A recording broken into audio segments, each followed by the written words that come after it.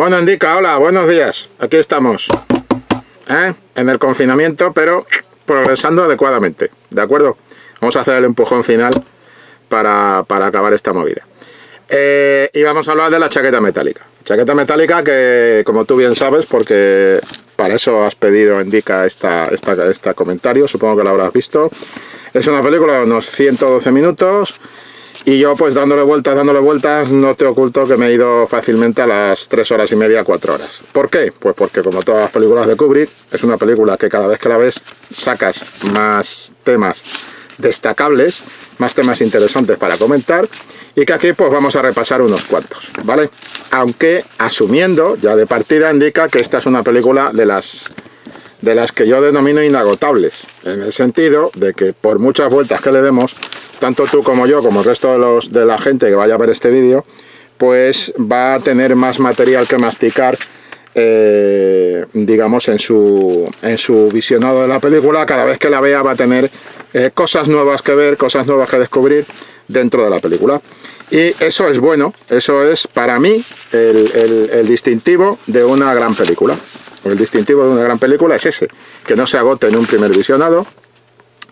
Hay que decir que hay películas que sí se agotan en un primer visionado, es inevitable, y que hay que asumir que esto es así, que son películas de carácter, si se quiere, un poco más endebles, y que no pasa nada. Estoy intentando ordenar porque tengo aquí hasta 8 folios escritos por las dos caras de la chaqueta metálica, lo cual quizás sea un poco excesivo incluso para mí. Pero bueno, ha sido un placer verla, como imagino que te pasó a ti, y es indudablemente una de las grandes películas bélicas de la historia del cine y de las mejores de Stanley Kubrick. Aunque hay que decir que en principio la crítica, pues hombre, hubo críticas un poquito absurdas. No voy a decir el nombre del crítico, no me refiero a críticos españoles, son críticos estadounidenses, pero por ejemplo uno de ellos, un iluminado de la vida, se le ocurrió decir que la película estaba completamente deslavazada y que funcionaba en fragmentos individuales, pero que en su conjunto pues no tenía cohesión y que no tenía solidez y demás. No, chato, no, majete, no. Eso es la versión nueva de Hellboy. Eso es lo que le pasa a la versión nueva de Hellboy. ¿De acuerdo?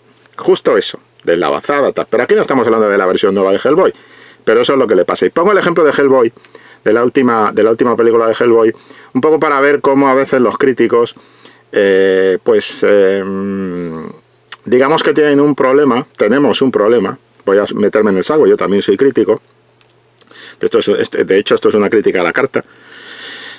A veces tenemos el problema de que o no prestamos suficiente atención a la película, o la vemos muchos críticos por cuestión de formación, no tanto de criterio, sino simplemente de formación, pues tienen, digamos, una visión parcelada de la película que normalmente atañe a elementos de guión.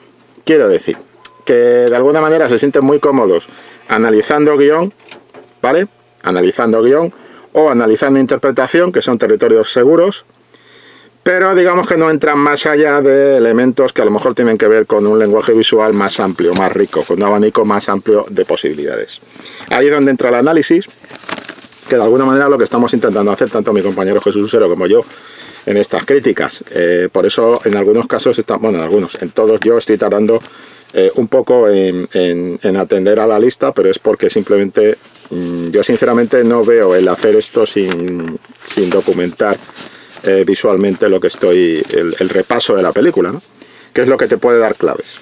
Pero en cualquier caso está claro que este crítico no había entendido la chaqueta metálica, que no había entendido qué perseguía Kubrick, y muy probablemente además estaba condicionado por haber visto por el éxito y todo hay que decirlo, gran rendimiento de otras películas sobre el conflicto en Vietnam, como pudieran ser, por ejemplo, pues Apocalipsis Now o El Cazador, y que de alguna manera esas películas habían forjado un molde de cómo podían ser las posibilidades de abordaje de Vietnam, cuando llega Kubrick y dice, bueno, yo voy por otro camino, yo voy a proponer otra cosa, ni mejor ni peor, diferente, porque estas películas son todas muy diferentes, y digamos que esto pilló un poco con el paso cambiado, nunca mejor dicho, aquí en esta película que hay tanto desfile, tanta marcha, pues pilló con el paso cambiado a algunos críticos, ¿no? Que yo creo que no supieron valorarla como deberían. El tiempo ha hecho justicia, los propios espectadores, como tú indicas, han hecho justicia, y porque los espectadores también tienen su voz y su voto en este juego, y de alguna manera la película está total y absolutamente, no reivindicada, porque no necesitaba reivindicarse, pero sí que está considerada hoy en día como una de las obras maestras del cine bélico, y probablemente una de las que se ha acercado a algunos temas relativos al propio cine bélico, que a lo mejor otras películas pudieran haber pasado más por alto, condicionadas quizá por intentar recrear un conflicto determinado, o intentar recrear qué efecto produce en el individuo ese conflicto. Es algo que consigue plenamente Stanley Kubrick. Lo que Kubrick hizo con esta película es lo que hace con todos los géneros. Él entró en un género y se sumergió hasta el fondo de ese género, y le hizo una especie de autopsia a todo ese género, y hizo una Capilla Sistina, una obra maestra de ese género. Es lo que hacía Kubrick con casi todo lo que abordaba, quitando alguna película de arranque y demás, de tanteo, que es lógico, las primeras películas siempre son de tanteo y tal, en algunos casos, en otros casos son ya películas bastante terminadas en lo que se refiere a estilo del director, pero en el caso de Kubrick pues tiene algunas de tanteo al principio, donde él está tanteando lenguaje y demás, ¿no? Pero generalmente lo que Kubrick hacía era eso, es decir, él entraba en un género y hacía una obra maestra de ese género. Absolutamente inimitable y poderosamente influyente. Y todavía vemos planos en esta película que indudablemente tienen influencia en películas posteriores. Y si tú ves toda la parte final de el tiroteo con el francotirador en la chaqueta metálica, no sé si habrás visto Enemigo a las puertas, que es una película sobre francotiradores alemanes y rusos en Stalingrado, pero cuando ves el tiroteo y toda la parte final de la patrulla de la chaqueta metálica entre las ruinas y demás, con el francotirador te das cuenta de que era innecesaria Enemigo a las puertas. Y que lo que Enemigo a las puertas puede aportar, que a mí es una película que me gusta mucho, pero que lo que Enemigo a las puertas puede aportar a este enfrentamiento de francotiradores no lo está haciendo tan bien como lo hizo en muchísimo menos tiempo, porque Enemigo a las puertas es una película muy larga y con muchos añadidos que no vienen a cuento. El otro día en uno de los directos de acción, que por cierto te recomiendo, indica que los veas si puedes, porque además los grabamos y los puedes ver, incluso si no puedes verlo en el momento puedes recuperarlo. En uno de los directos de acción precisamente hablamos Jesús Usero y yo de esta película, de Enemigo a las puertas, y los dos coincidíamos en que toda la trama romántica y demás le sobraba bastante, ¿no? Aquí no hay tramas románticas, es Kubrick, tonterías las justas, ¿vale? Tonterías las justas. O sea, no es que Kubrick no tenga trama romántica, la tiene. Ahí tienes, por ejemplo, Barry Lyndon, sin ir más lejos. Pero digamos que no se prodigaba en rellenar a base de romanticismo y de subtramas sentimentaloides sus películas, porque no lo necesitaba.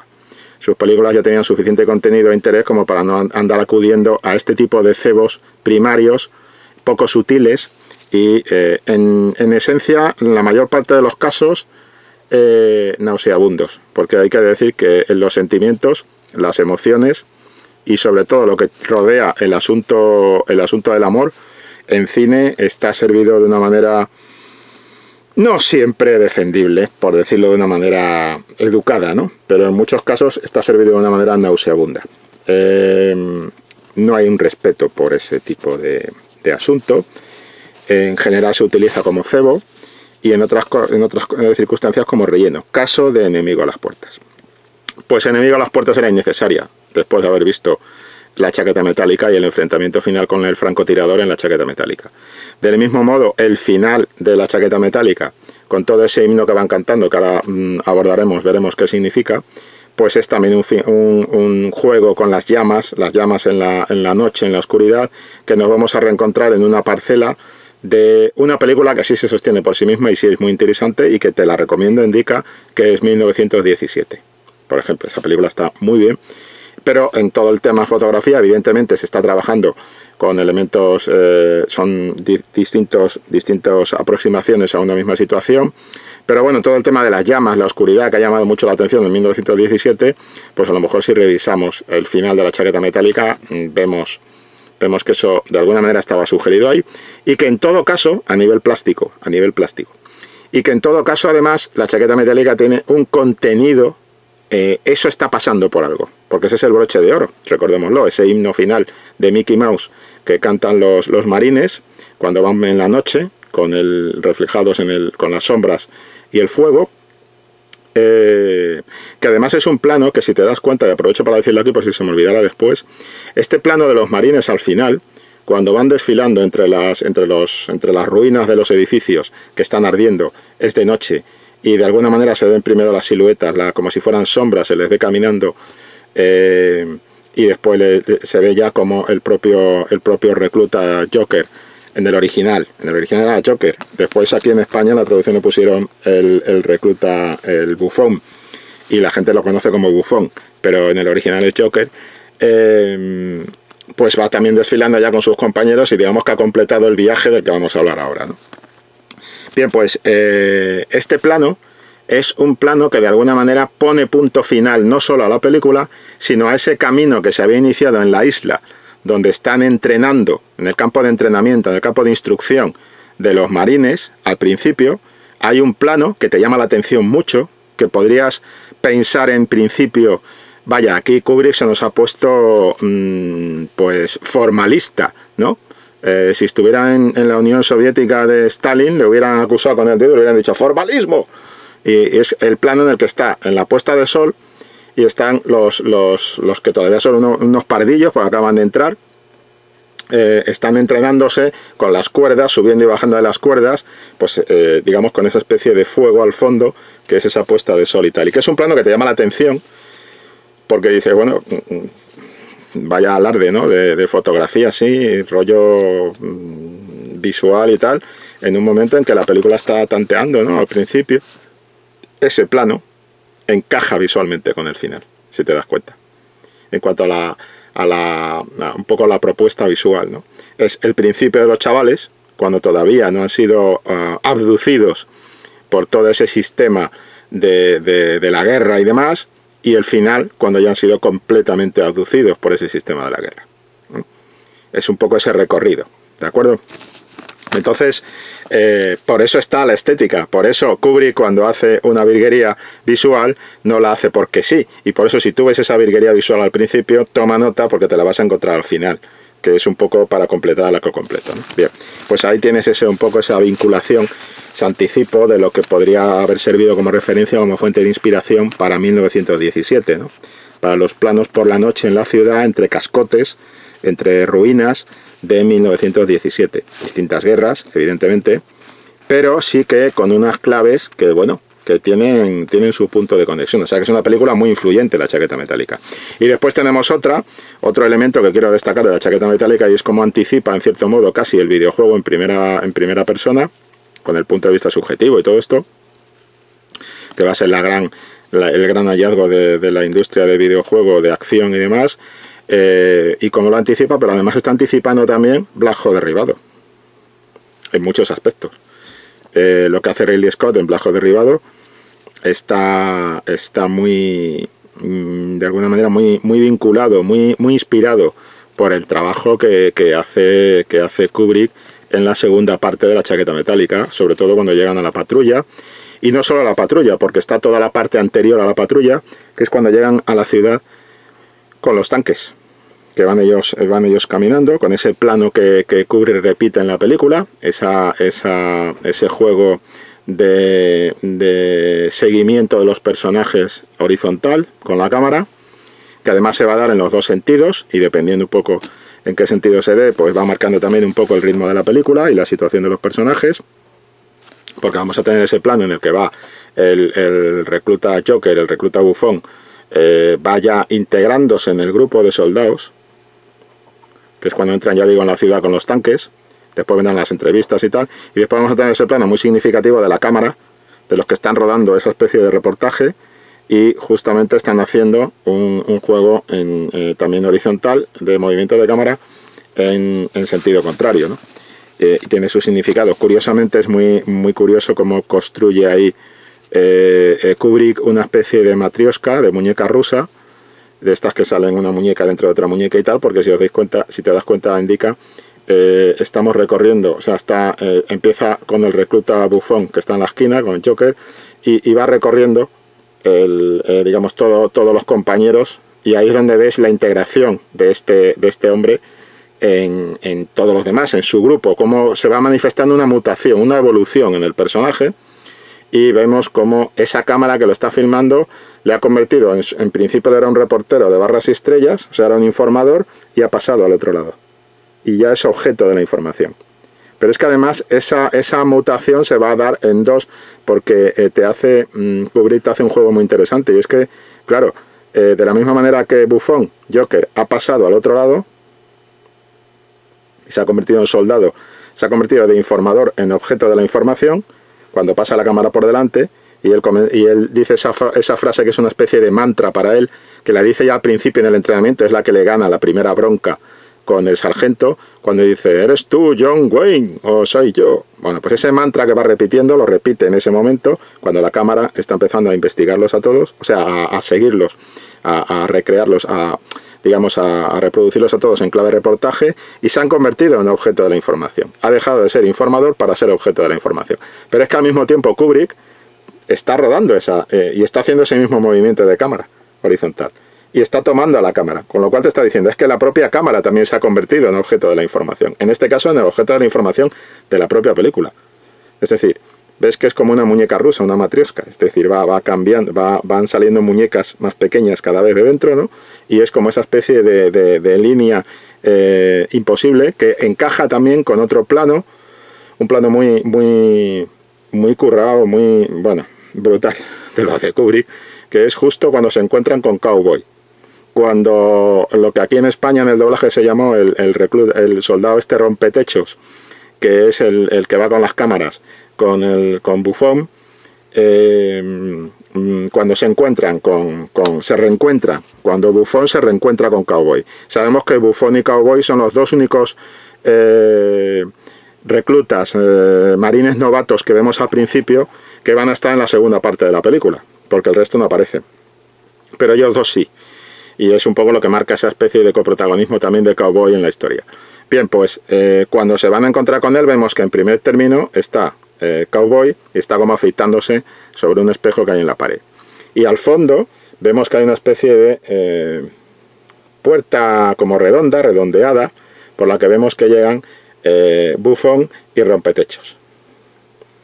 Pero es que en primer término tenemos otra puerta, otro arco, también redondeado, que es en el que vemos que está afeitándose Cowboy, y al fondo de Cowboy, en ese otro arco redondeado, vemos cómo llegan Buffon y Rompetechos. Es decir, es como la percepción, la mirada, es algo que Kubrick cuida mucho en la película, y como es como en ese plano, es como si estuviéramos viendo a través de un objetivo de una cámara y de otro objetivo de una cámara. Es decir, el primer arco, el primer círculo del objetivo lo tendríamos en primer término, con ese arco que está sobre nosotros, pero es que al fondo hay otro arco también. Hay otra puerta como tipo circular por la que llegan en las ruinas, por la que llega este Buffon y Rompetechos. Y vemos que es como si fueran dos. Es decir, está jugando mucho con cómo miramos y qué postura presentamos nosotros dentro de la narración. Y volvemos, y ahí estaríamos también en el final, cuando aparece el francotirador, y vemos que en el caso del francotirador somos nosotros los que disparamos a Cowboy, porque nos ponen un punto de vista que es mirando, no exactamente el del francotirador. Al principio lo que vemos es el cañón del fusil, digamos, apuntando a ébano, etcétera, todos los que van cayendo allí, pero curiosamente cuando abate a Cowboy vemos, de hecho, Kubrick es tan listo, es tan astuto, tan grande, que nos advierte de que Cowboy está en un punto de peligro. Cuando pide la radio, que están parapetados detrás del muro, y Cowboy pide la radio, y entonces el tipo se mantiene de pie y nosotros vemos todo el agujero que hay, y justo como ese agujero encaja con la ventana, digamos, en oscuridad, en negro, que tenemos en el edificio en el que está el francotirador. Y decimos, estás expuesto, tío, estás expuesto. Ninguno de los que está allí lo ve, pero el espectador sí lo ve, dice, estás expuesto. Y efectivamente, después, ¿qué hace? Te cambia el plano y te pone desde el punto de vista del francotirador. Y en el punto de vista del francotirador te hace un zoom y ves perfectamente cómo lo tiene perfectamente enfocado y lo tiene perfectamente redondeado, y es como si nosotros apretáramos el gatillo. Con ese zoom apretamos el gatillo y el cowboy cae abatido. Es decir, cómo nos va cambiando el punto de vista continuamente y cómo es importante el punto de vista. ¿Por qué es importante? Bien, pues ahora vamos a lo que es el tema central de la película. Explicado por el propio diálogo de la película, en lo que para mí es la secuencia paradigmática de lo que te está hablando la película, principalmente es de la dualidad del hombre. Y digo que está explicado en el propio diálogo de la película ese enfrentamiento con la violencia, el enfrentamiento con todo lo que compone la sombra y demás. Teoría de Jung. Psicología. Planteamiento psicológico. Y esto te lo explica el propio diálogo, en la que, como digo, para mí es la secuencia paradigmática de la película, que no es otra que la que te muestra cómo, digamos, hay un primer enfrentamiento, porque sí que es cierto que hay un tiroteo en la puerta durante la ofensiva del Tet, cuando este camión atraviesa la puerta y está Buffon con la ametralladora disparando y tal, pero Buffon está disparando contra sombras. Su contacto directo con la muerte ahí no se produce. Han estado hablando antes con otro de sus compañeros de la célebre mirada de los 1000 metros, que es aquella mirada que tienen todos los veteranos que han estado en combate.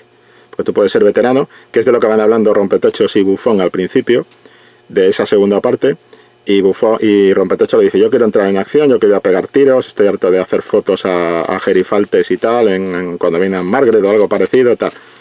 Y sin embargo, Buffon le dice: mira, déjate de rollos, que te van a pegar un tiro y no interesa y todo esto. Y ellos son periodistas de Barras y Estrellas, son reporteros de Barras y Estrellas. Llevan el fusil, llevan todo, pero no han entrado en combate. No han entrado en combate en el sentido de ver muertos. No han entrado en contacto con la muerte real. El primer contacto real, cercano con la muerte de Buffon, se produce cuando ve la fosa común. Cómo está planificado por Kubrick ese momento en que Buffon, por primera vez en un contrapicado, que nos lo muestra en un contrapicado, nos lo muestra con un fundido encadenado, cuando van caminando, que eso es una escena además muy brillante en cuanto a movimiento, porque si te das cuenta, cuando se encuentran con este oficial, y van camino de lo que ellos llaman el fregado, donde está el fregado, donde está la guerra, donde está el movimiento, y tanto Rompetechos y Buffon van hablando con este oficial que se encuentran por el camino, que se dirige precisamente, es el jefe del comando este en el que está Cowboy. Y van hablando con él y vemos que el plano, a ver si lo puedo plantear desde aquí sin meter mucho la pata en cuanto a posición de elementos. En la parte, digamos, más central del plano tenemos a Buffon, a Rompetechos y al oficial. Y van hablando, pues eso, de que si ha habido muertes, si ha habido ejecuciones del Vietcong en la zona, digamos, controlada por los americanos, si han ido a matar gente por la noche y todo esto. Están hablando de esto. Y al mismo tiempo tenemos, por este lateral, ellos van hablando aquí, y por este lado tienes ellos van, digamos que ellos caminan hacia la cámara, ¿vale? Si caminan hacia la cámara, digamos en el lado derecho, en el lado izquierdo de la imagen, tiene los camiones que van pasando continuamente, que le imprimen un ritmo, porque ellos llevan un paso, pero el ritmo que tienen los camiones va a toda leche. En un momento determinado pasa un helicóptero, pasan camiones de la Cruz Roja, después pasa un tanque también. Justo cuando pasa el tanque es cuando se van acercando a esa idea de ¿dónde está esto? Enséñamelo en el mapa, porque van a ir a la fosa común. Pero es que al mismo tiempo vemos que hay un río por aquí, y al otro lado del río vemos que la población civil del lugar se va desplazando en sentido contrario a ellos. Es decir, la población civil huye y ellos van hacia el conflicto. Pero es que además van hacia el conflicto con toda esa parafernalia de que pasa el helicóptero y todo este rollo. Y entonces, ¿eso qué significa? Ya te está marcando esa idea, como los civiles huyen y tú vas de cabeza al lío, ¿vale? Y en medio hay una frontera muy clara, que es el río, ese riachuelo que separa a todos los americanos de esto. Esta dualidad está marcando la dualidad que imprime toda la película. La película está llena de dualidad, de elementos visuales de dualidad. Al principio, por ejemplo, toda la parte de lo que llamaríamos instrucción, con el sargento, Siempre el sargento está perfectamente con este juego de la perspectiva, este juego de la simetría, este juego cuidadoso de cómo distribuir y buscar el punto de fuga que tenía Kubrick. Aquí lo aplica precisamente para subrayar esa dualidad. Siempre estarán los reclutas a un lado y el sargento al otro. Los reclutas son los novatos, el sargento es el veterano. El sargento pone orden, es un poco el sistema en el que ellos van a ser absorbidos, y ellos son todavía pardillos que no han sido absorbidos por el sistema y que están con cierto caos. El mayor elemento de caos va a ser lo que llaman el recluta, en la traducción española, el recluta patoso, que es el que está metido en la pata constantemente y demás. Bien, pues vamos a tener siempre a un lado a los reclutas y a otro lado al sargento. A veces diferenciados incluso, porque el sargento va de arriba abajo de uniforme y los reclutas pues están en camiseta o están con el uniforme incompleto, etc. Siempre vamos a ver una división en toda la... Incluso cuando están marchando, cuando están de marcha y van cantando esas canciones... curiosamente de bastante contenido sexual, lo cual enlaza también con el tema de la sombra. Las pasiones más primarias del individuo y demás están asociadas: guerra, muerte, sexo, dentro de un sistema que algún escritor, algún analista ha revisado y ha dicho que era, digamos, justo lo contrario. Esta película tiene mucha cancha entre marines, tiene mucha cancha entre militares y demás, y le gusta mucho un poco precisamente a eso que bromeaba el recluta patoso cuando decía: ¿eres tú John Wayne o soy yo? Bueno, pues a pesar de eso y a pesar de las intenciones que tuviera Kubrick, es una película que gusta en entornos militares, ¿no? En el fondo porque la hizo tan bien, que ya sabemos que el sargento es un sargento real. La hizo tan bien que de alguna manera refleja pues muchas de las cosas que se producen en ese proceso de paso de un recluta a ser un marine ya completo, ¿no? Pero no era la intención de Kubrick. La intención de Kubrick, según algunos analistas, pues es que hay un sistema que está asociando sexo, muerte y guerra. Y eso está dentro de un esquema de patriarcado. Si os dais cuenta, hay que observar un poco cuando aparecen mujeres en la película, que son muy pocas, pero muy concretas, muy significativas. Y es curioso que la francotiradora sea una mujer, y que sea la muerte definitiva, que completa el viaje del recluta bufón. Y es también muy significativo los chistes, las canciones, las alusiones al sexo femenino en todo ese proceso de entrenamiento, a las madres, a la Virgen María, todas esa movida del sargento, del diálogo del sargento, que está en la película y que está aludiendo un poco a esa asociación a: os olvidáis de vuestras novias, ahora vuestra novia es el fusil, es el arma con la que vais a trabajar, y os acostáis con ella y no sé qué. Bien. El otro, el recluta patoso, cuando se le va la pinza, incluso le pone un nombre femenino al arma con la que va a hacer lo que hace. Marlene se llamaba, creo. Sí, Marlene. Quiero decir, lo femenino y lo masculino, ¿cómo está repartido en la película? Pues algunos analistas han dicho que de alguna manera es un alegato. Bueno, más que un alegato, Kubrick no era de alegatos. Kubrick planteaba las cosas y dejaba, en cierto modo, que el espectador también sacara sus conclusiones, ¿no? Pero sí que hablaba de una estructura, pues por decirlo así, como de patriarcado. Esto que es una fórmula que ahora empleamos mucho, cuando lo hizo Kubrick era ciertamente, bueno, a la hora de abordar el tema bélico era ciertamente novedoso, ¿no? Entonces, digamos que todo esto, esa dualidad de lo femenino y lo masculino que está presente en la película, es la dualidad de la que va a hablar el personaje de Matthew Modine, de Buffon, en el momento en que encuentra esa fosa común. Como digo, por un fundido encadenado de la secuencia anterior, la de los camiones y ellos andando y los civiles hacia el fondo, por un fundido encadenado entramos en ese momento y tenemos un contrapicado con un movimiento de cámara que va abriendo el plano y va haciendo un plano más general, donde vemos a Buffon y cómo los otros están tapando la boca por el olor que hay allí de los cadáveres y tal, y la cal viva y todo esto, y se va retirando la cámara y nos pone a Buffon ya junto a los otros dos. Pero empieza con un primer plano de Buffon y con la mirada de Buffon. Y la mirada de Buffon lo dice todo. La mirada de Buffon nos dice que ya por fin se ha encontrado con la muerte. Que por fin esa mirada de los 1000 metros también es esa mirada de encuentro con la muerte. Y entonces se va produciendo ese movimiento y llegamos a un plano general donde empieza una voz en off del protagonista. La voz en off, una de las cosas muy buenas que tiene La chaqueta metálica es lo bien que administra la voz en off, lo cuidadosamente la voz en off está en los momentos clave de la película, y casi es como si Kubrick encendiera un farol muy brillante en el oído del espectador y le dijera: atento, esto es un punto de paso, esto es un punto esencial del relato que te estoy contando. Y eso lo hace con la voz en off.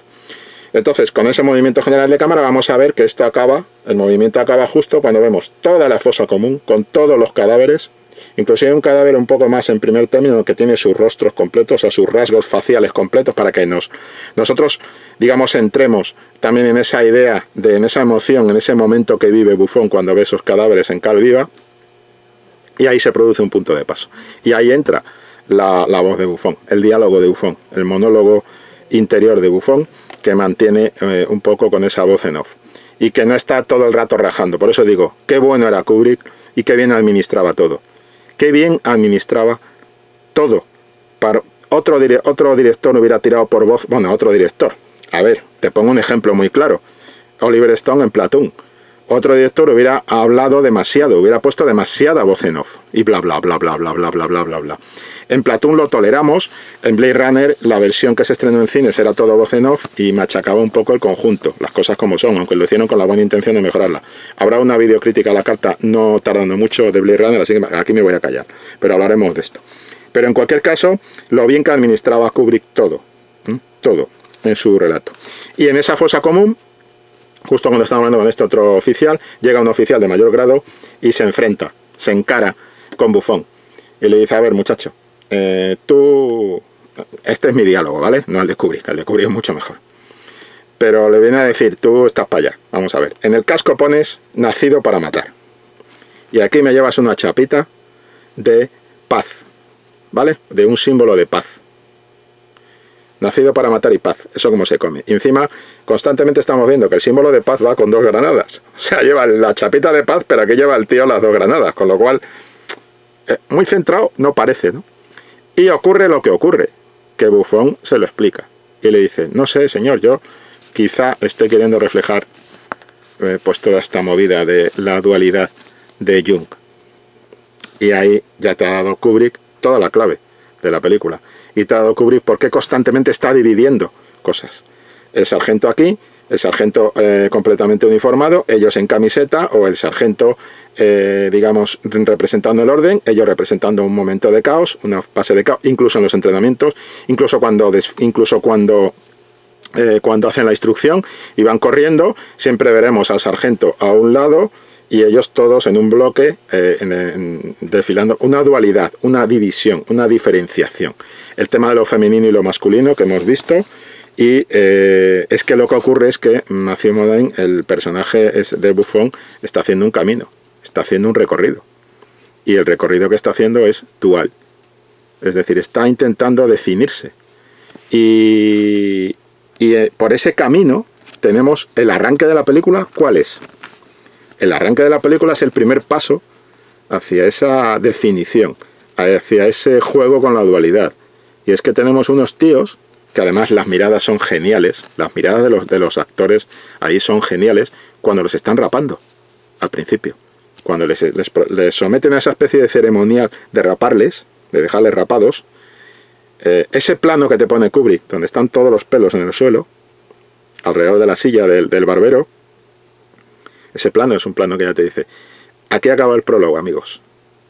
Aquí hemos acabado el prólogo. Y ahora empieza la instrucción. La dualidad está en la propia película. Hay mucha gente que ha dicho, y no sin cierta razón, que en realidad lo que tenemos son 2 películas. O dos visiones del tema. En realidad Kubrick lo que está haciendo es rendir lo que he dicho antes. Él entraba en un género y fabricaba una capilla Sistina de ese género. Creaba una capilla Sistina de ese género. Es decir, fabricaba, me gusta fabricaba porque el cine tiene mucho también de fábrica, ¿no? Pero en cuanto a producción en cadena y todo esto, pero creaba esa capilla Sistina dentro del género, podemos decir. Y aquí lo que está haciendo es seguir paso por paso todas las pautas de lo que marca un poco el cine bélico. Hay incluso un momento en la película, cuando ya los marines, cuando va acabando el proceso de entrenamiento, que sabemos en qué momento dramático va a acabar, se incorporan unas imágenes documentales de desfiles reales, de licenciamiento, digamos, de terminar ese camino de formación o de instrucción de los marines, de los reclutas. Y son imágenes documentales y tú dices, no, está perfectamente metido. Eso lo hacía el cine, eso lo ha hecho siempre el cine bélico. Introducir elementos documentales. El cine bélico se está sentando principalmente sobre 3 patas. Una de esas patas es el documental. Entonces, ahí está cumpliendo con ello. Pero es que está cumpliendo con lo que es otro camino desde Sin novedad en el frente, de Louis Milestone, que es una de las primeras grandes bélicas de la historia del cine bélico. La primera que utiliza el sonido para mostrar las batallas y demás, a principios de los años 30. Ya ahí tienes un proceso de entrenamiento y tienes un sargento, que es un pedazo de bicho, y que de alguna manera es casi como un antecedente del sargento de la chaqueta metálica. Tienes el proceso de entrenamiento en muchas películas bélicas, hasta en 12 del Patíbulo, hasta en las más aparentemente sencillas en planteamiento argumental, tienes un proceso de entrenamiento, en la mayoría de las películas bélicas, y después de ese proceso de entrenamiento llegamos al proceso, en muchas, no en todas. En Platoon, por ejemplo, no tienes ese tema, ¿vale? Pero en muchas películas bélicas tienes el proceso de entrenamiento y después el proceso en el que van al frente. Sobre todo si son películas de marines. Hay muchas. Y aquí lo que Kubrick hace es ir recopilando ese juego de las claves del cine bélico. Pero lo lleva, rima al ascua, a su sardina, por decirlo así, y les da una personalidad. Entonces, en ese proceso de entrenamiento vamos a ver que también es una película dual en sí misma. Tiene 2 naturalezas, incluso visuales.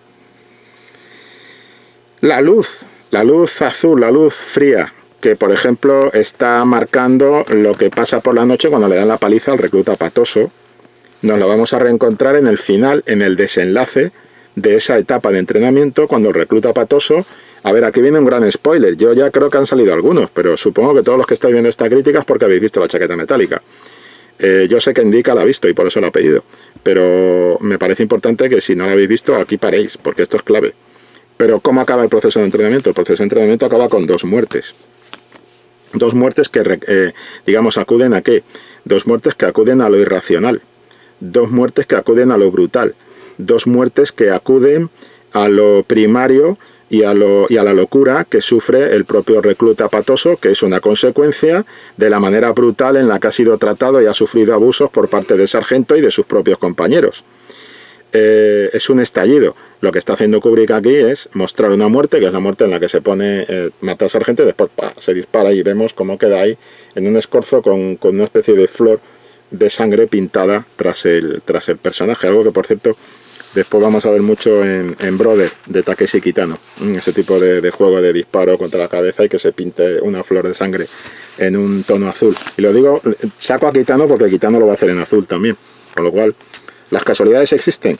Puede ser que Kitano tenga el mismo código estético o que en un momento determinado pues jueguen con esos colores, no digo que no, pero bueno, que ahí sí hay un vínculo de alguna manera a nivel estético, a nivel visual, de recrear la muerte como si fuera casi una pintura, ¿no? Y vamos a tener esa muerte, es una muerte que cierra la primera parte de la película. Pero es que son 2 películas unidas. La segunda parte de la película se va a cerrar con otra muerte, que es la muerte de la chica. Y que es una muerte por piedad. O sea, que es lo contrario de la primera. La primera era una muerte por rabia, una muerte por venganza, una muerte brutal. Es una muerte hija de la brutalidad. En la segunda es una muerte hija de la compasión. Recordemos que lo que en el doblaje español se llamaba pedazo de carne, me parece que era el personaje este que lleva la canana cruzada y lleva la metralleta esta más potente, este es el que le dice que se muera ahí la tipa y que reviente sola y con dolores. Más o menos, ese es el concepto. Él querría que la tipa quedara allí, pero Buffon no puede. Y Buffon volvemos a tenerle en ese plano contrapicado, que es el que retomamos de cuando Buffon está con viendo la fosa común. O sea, es el final de ese camino que se inició ahí, y Buffon decide que le pega un tiro a la chica para que no sufra más. O sea, que es una muerte por piedad. ¿Me explico? Es decir, esta dualidad de las dos películas. Hay muertes en las dos, pero en la segunda vamos a ver que dominarán los tonos calientes y en lo visual, y en la primera, en el final de la primera, van a dominar los tonos fríos. Esa dualidad también está, la dualidad que decían de Jung. Y es muy interesante también, por ejemplo, lo que decíamos, junto a esa dualidad, voy a ir acabando, la película va también asociada a esa dualidad, a ese camino de Buffon, que está conviviendo con la chapa de la paz, del idealismo, de lo que él lleva ahí al cuartel, y su capacidad para la broma, para ser un bromista, su carácter paródico, cómo intenta parodiar la figura de John Wayne, cómo intenta bromear con la violencia, con la guerra, cómo intenta mantener una distancia de la guerra. Esa distancia vas viendo que se va perdiendo conforme conoce al grupo de soldados que están en torno a Cowboy, y en toda la parte final de la película se integra como uno más de ellos. Y ahí recurro otra vez a esa llamada que te he hecho sobre cómo la cámara de reportaje convierte al recluta Buffon de un informador en un sujeto de la información. Porque el proceso ya se ha iniciado ya ese proceso. Él ya ha ido cambiando. Ese proceso acabará con la muerte. Bien, pues está el tema de la inocencia. La pérdida de la inocencia. De lo que te está hablando toda la película, durante toda la película, desde el principio, es de la pérdida de la inocencia. Esas miradas de los soldados que están siendo rapados al principio, esas miradas de miedo, de inseguridad, de no saber lo que va a pasar, es una forma de pérdida de la inocencia. Y esto de la pérdida de la inocencia es interesante en los tiempos que estamos viviendo, con toda la movida de coronavirus y demás, porque, hombre, sin exagerar, sí que se produce un cambio en algún tipo de cambio en el interior. Nadie puede sostener, no, vamos a volver a ser iguales y tal. No. Aquí se ha producido algo muy gordo, hemos sido parte de algo muy gordo, y cada uno lo habrá vivido de su forma, pero, a su forma, pero eso te influye. Bien, pues es un poco lo que le pasa a estos tíos cuando están mirando, cuando les están rapando. Y es que están mirando como si miraran al pasado, a un vacío que es su pasado, y diciendo, ¿y ahora qué me espera? ¿Y ahora qué va a pasar? Y ese es el inicio, el comienzo de esa pérdida de la inocencia. Hay un momento en que uno de los soldados encuentra un conejo, que es como un juguete, y entonces lo levanta. Y ese conejo salta por los aires. O sea, es una bomba trampa. Salta por los aires y lo mata. Ahí te está hablando de esa pérdida de la inocencia. El plano de Buffon mirando a la fosa común es esa pérdida de la inocencia. Pero es que al final cantan un himno, cuando van entre las llamas y tal. El final de la película es el himno de Mickey Mouse. Mickey Mouse es un personaje de la etapa infantil del individuo, por decirlo así, de alguna manera, ¿no? Y ese himno de Mickey Mouse, después de haber participado en la guerra y haber estado en la guerra y seguir estando en la guerra, y con ese diálogo, ese último apunte verbal de monólogo que tiene el personaje de Matthew Modine, pues alude a eso, al final de la inocencia. O sea, la inocencia ya la han perdido completamente, ya la ha perdido completamente Buffon, y con esa última muerte, ese disparo contra la chica, y a partir de ahí la pérdida de la inocencia es total. Pero es que Kubrick, que era un bicho, cuando están ese plano que te hace de la redacción de Barras y Estrellas en el frente, de los redactores de Barras y Estrellas, donde además te está dando información de cómo funciona la información de los propios militares, de los propios marines de Barras y Estrellas, para informar sobre las operaciones, y que persiguen. No persiguen la verdad como un periodista, no. Persiguen algo que a Buffon pues le resulta, por decirlo de alguna manera, hilarante, ¿no? Que es disfrazar la realidad para hablar de dos puntos. Eso lo dice el oficial que dirige esa especie de redacción, que es, aquí estamos para dos cosas. O sea, aquí tenemos dos temas. Una, o el marine que cede su paga para conquistar corazones y mentes, que es un lema que había en aquella época, y es interesante ver el lema que hay detrás de ese oficial, en un cartel. O estamos para eso, o estamos para decir que ha habido no sé cuántas bajas enemigas y que estamos ganando la guerra. Es decir, o estamos ganando corazones y mentes o estamos ganando la guerra a base de operaciones militares. Pero es para lo que estamos. La verdad no pinta nada ahí. No pinta nada ahí. Y es la broma que hace Buffon cuando dice, bueno, si se ha dado la ofensiva del Tet, han avanzado los enemigos en todas partes, han tomado ciudades y tal, eso significa que ya no viene a Margaret. Y entonces es cuando le dice, te vas al frente y te llevas aquí al fulano al lado. Es decir, es un poco esa maquinaria, ¿no?, de disfrazar la realidad, lo contrario de lo que debería ser la prensa, el periodismo. El periodismo está para contar la verdad. El periodismo nunca puede apartarse de la verdad. Puede tener sus páginas de opinión, pero en las páginas de información lo que manda es la verdad. Las páginas de opinión están para la opinión de los columnistas, ¿vale?, de los colaboradores. Pero las páginas de información son para información. Y por eso es importante que con toda esta movida que ha ocurrido, la prensa recupere ese papel de información y no de manipulación, y no de estar vendida a distintos intereses. Naturalmente cada periódico tiene sus intereses y se forja sobre unos intereses de carácter político. Pero la verdad debe de estar por delante de todo eso, si somos periodistas. Si no, somos otra cosa. Esto es un hecho. Entonces, y no permite disfrazarlo. Y lo que le pasa a Buffon es eso, otra vez la dualidad, que él está en una fase de quiere ser periodista, pero en el fondo es un soldado. Es muy significativa la imagen del tipo que va con las cámaras, pero además lleva el fusil. Y cuando le están haciendo las entrevistas con esto, el tío dice, yo llevo las cámaras y tal, pero vamos, si tengo que llevar, cuando se lía y llevo el fusil, pues disparo y aprieto el gatillo. Fin, más o menos. Entonces la idea es esta. Por cierto, en las entrevistas también tenemos esa dualidad, porque al mismo tiempo ellos son entrevistados, pero tenemos el punto de vista del entrevistado y tenemos el punto de vista del entrevistador, desde el punto de vista visual. O sea que siempre esa dualidad la mantiene Kubrick, no solo con la geometría y con ese juego del punto de fuga, sino con todo lo demás. Y para ir terminando, pues eso, la pérdida de la inocencia. La pérdida de la inocencia, decía, Kubrick es un bicho, ¿por qué? Porque en esa mesa de redacción vemos que está Buffon. ¿Y qué hay detrás de Buffon? Pues detrás de Buffon tienes 3 figurillas del ratón Mickey, de Mickey Mouse, de Disney. 3 figurillas. Que tú dices, mira qué curioso, ¿no? Están en el otro lado, pues hay figuras, pósters, de todo, ¿no? Pero detrás de Buffon hay 3 figurillas, tres, que son como si fueran idolillos de esa infancia, de esa poca infancia, de esa inocencia que queda, ¿no?, que le queda al personaje, y que es la que va a perder en el proceso de la segunda parte, y ya con la parte final de la patrulla. De ahí Mickey Mouse. Bueno, me he extendido mucho, hay muchos más temas muy interesantes.